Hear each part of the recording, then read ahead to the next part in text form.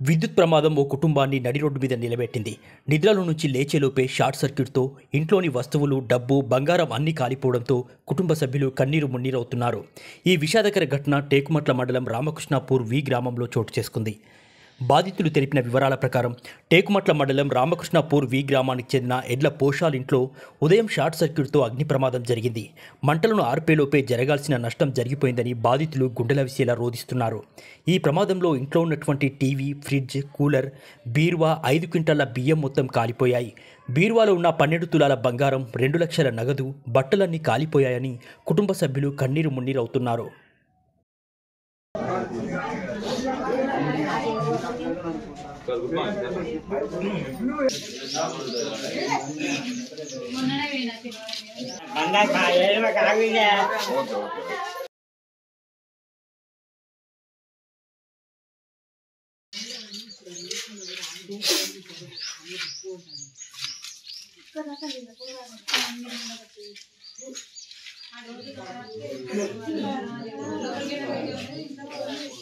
Short సర్క్యూట్తో ఇంట్లోని వస్తువులు అన్నీ కాలిపోయి కట్టుబట్టలతో మిగిలామని ఎడ్ల పోషాలు కుటుంబ సభ్యులు కన్నీటి పర్యత్తమవుతున్నారు.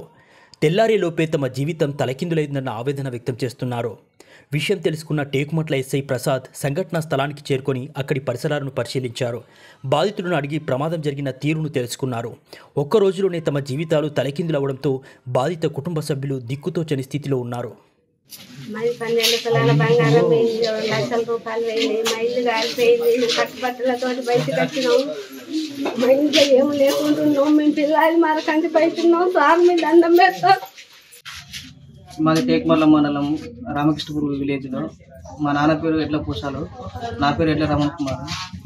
మా ఇల్లు షార్ట్ సర్క్యూట్ వల్ల ఉదయం 7:20కి మా ఇంట్లో మంటలు చెలరేగాయి.